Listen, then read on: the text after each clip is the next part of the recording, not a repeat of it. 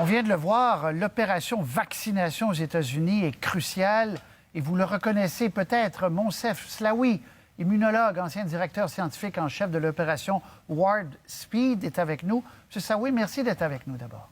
Bonsoir, merci de m'avoir. Alors, on s'était parlé la dernière fois, puis on soulignait à quel point c'était une mission presque impossible que M. Trump vous avait donnée de faire en sorte qu'il y ait un vaccin, des vaccins viables rapidement. Là, les semaines ont passé, la distribution se fait. J'imagine que vous êtes extrêmement satisfait de voir comment ça se déroule. Ben, écoutez, effectivement, l'opération a vraiment progressé remarquablement vite. Au mois de mai, on a choisi 6 vaccins sur lesquels on a focalisé tous nos efforts et on avait un objectif d'en avoir au moins un approuvé avant la fin de l'année 2020. On en a eu 2 approuvés avant la fin de l'année 2020. Un troisième a été approuvé il y a à peu près 2 semaines, même pas. Et il y en a encore 2 qui ont déjà démontré qu'ils étaient efficaces dans les études de phase 3. Celui d'AstraZeneca qui est déjà approuvé en dehors des États-Unis et le vaccin Novavax. Donc 5 sur 6 ont déjà démontré qu'ils étaient efficaces. Et je suis confiant qu'ils seront tous approuvés et qu'ils vont tous participer à la vaccination, soit aux États-Unis, soit en dehors des États-Unis. Ils seront disponibles pour la population dans le monde. Donc, effectivement, très satisfaisant. Je vous demandais à l'époque, est-ce qu'il n'y a pas un danger? On est allé tellement vite. Est-ce qu'il n'y a pas un danger que les produits, d'abord, n'inspirent pas confiance d'une part et qu'il y ait des mauvaises surprises? AstraZeneca, aujourd'hui, il y a 2 pays européens qui font une pause, qui ont peur. Ils ont vu des problèmes de caillots dans le sang apparaître. Est-ce que, pour vous, vous êtes assez confiant qu'il n'y a pas de lien de cause à effet? Ben, écoutez, on a étudié ces vaccins de manière beaucoup plus extensive que ce qui est requis normalement en termes de nombre de sujets sur lesquels on a testé le vaccin dans les études de phase 3. On a eu entre 30 et 45 000 personnes dans les études. Normalement, on en a 6 à 8 000. Donc, du point de vue de l'étendue de l'étude en termes de personnes exposées, je suis très confiant. En termes des effets de long terme, là, on a une question et je suis très confiant, mais on n'a pas encore de données. Et c'est très simple, on n'a pas de données puisqu'on a une pandémie qui a tué 530 000 personnes, par exemple, aux États-Unis. Ça, c'est un fait. Et on n'a pas encore assez de recul, 1 an, 2 ans, 5 ans, quant à l'efficacité des vaccins, quant à l'innocuité des vaccins. Ce qui est très important à savoir, c'est que pour tous les vaccins qui ont été développés au cours des 4 dernières décennies, l'écrasante majorité des effets secondaires ont lieu dans les 60 jours qui suivent la vaccination. Et ça, on a couvert et nous n'avons observé aucun effet secondaire néfaste. On a maintenant presque 100 millions de personnes vaccinées aux États-Unis. Il est possible que simplement d'un point de vue chronologique, des événements apparaissent chez des personnes et il se fait qu'ils se sont fait vacciner. Ça ne veut pas dire que c'est lié au vaccin, mais bien sûr, il faut étudier en profondeur tous ces cas et les cas que vous avez décrits en Scandinavie, ils viennent d'arriver, donc on doit étudier, on doit faire attention. Très bien. Monsieur Slaoui, dans votre esprit, l'hypothèse la plus probable, est-ce que c'est que le vaccin va durer 1 an, 1 an et demi, 2 ans? Combien de temps la protection durerait selon vous? Évidemment, on ne le sait pas, mais comment vous voyez les choses? Oui, c'est une question très importante. Bon, voici mon interprétation, mais bien sûr, il va falloir que le temps passe et qu'on apprenne en fonction des résultats. Mais mon hypothèse, c'est que, premièrement, ce qui était important pour que ces vaccins fassent, c'est qu'ils nous protègent contre la maladie sévère, contre l'hospitalisation et contre la mort. Nous protéger contre l'infection est un plus, je dirais, mais il n'est pas nécessaire. La société vit toujours alors que nous avons des rhumes, nous avons des toux, parfois on a un peu de fièvre pendant un jour ou l'autre. Ça n'arrête pas la vie. Donc, maintenant, quand je prends ça comme objectif, nous protéger contre la mort, l'hospitalisation et la maladie sévère, je pense que les vaccins auront une durée de protection très longue. À mon avis, 3 ans, 5 ans, peut-être même plus. 3 ans, 5 ans? Oui. Et je pense que, d'ailleurs, on le voit dans les données qui ont été générées par le vaccin de Janssen et le vaccin de Novavax, les vaccins sont en fait aussi efficaces contre la maladie sévère, l'hospitalisation et la mort, contre le virus qui a servi à faire le vaccin et contre les virus variants dont on parle beaucoup aujourd'hui, exactement de la même manière.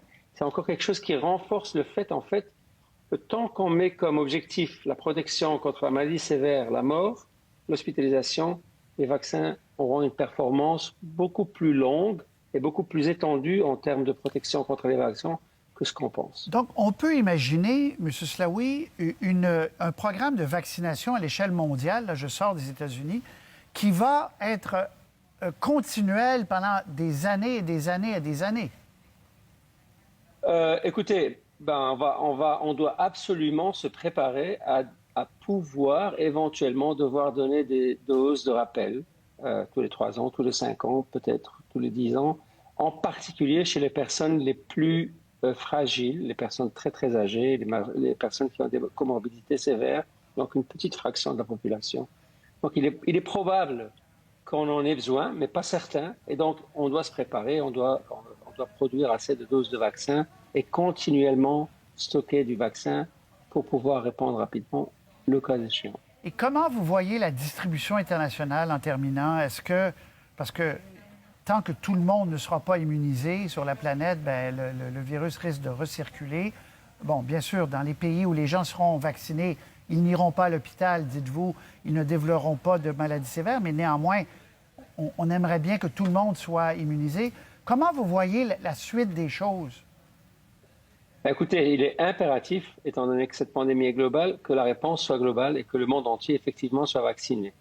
Ce qui me rassure, c'est qu'on a 6 vaccins qui vont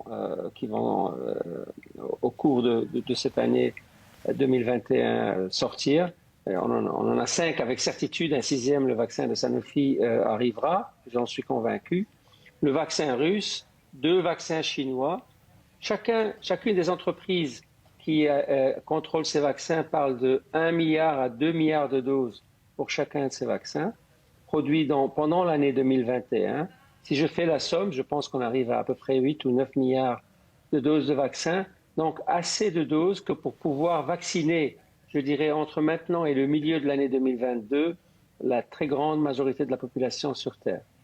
Ce sera un objectif critique. Je pense que beaucoup de pays ont en fait l'habitude de faire des grandes vaccinations de masse, beaucoup plus que les États-Unis, par exemple.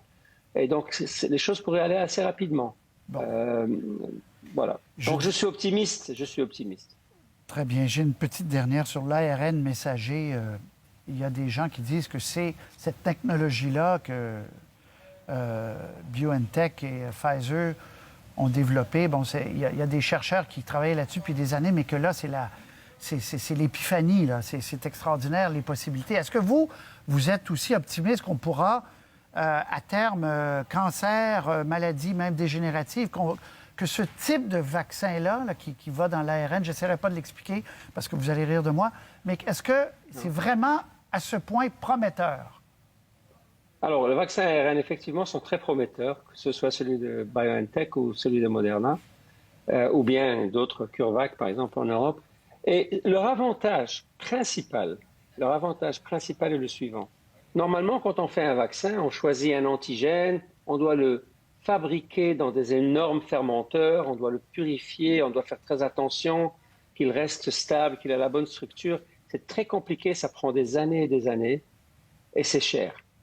Un vaccin avec l'ARN messager utilise notre corps comme la centrale de manufacture de la protéine vaccinale. Donc, en fait, on ne doit pas faire attention à la protéine, etc. On doit juste injecter un morceau d'ARN. Je dis juste, ça a pris des années d'études, bien sûr. Mais c'est beaucoup, beaucoup plus rapide et la structure de la protéine produite est exactement la même que celle qu'on doit produire parce que, en fait, quand un virus nous infecte, c'est notre propre corps qui produit les protéines du virus.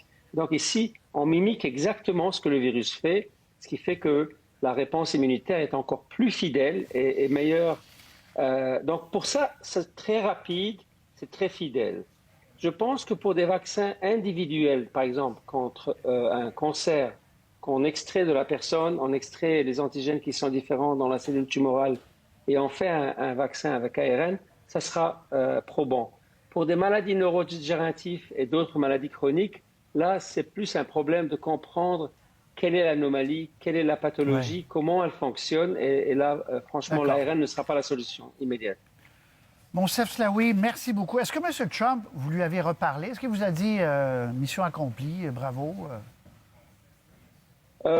Écoutez, franchement, donc vous savez très bien, j'étais pas franchement aligné avec le président. Mais par contre, nous avions une très très bonne relation. Il a dit merci une fois ou l'autre, mais bon, il avait d'autres occupations. J'ai des très bonnes relations avec son beau-fils, Jared Kushner. Pour moi, le plus important, c'est que nous avons des vaccins, les populations sont vaccinées, on va contrôler cette pandémie. C'est extraordinaire, c'est le travail de dizaines de milliers de personnes, pas seulement moi-même. Et je suis très heureux d'avoir participé à cet effort mondial. Merci beaucoup de nous avoir parlé, Monsef Slaoui.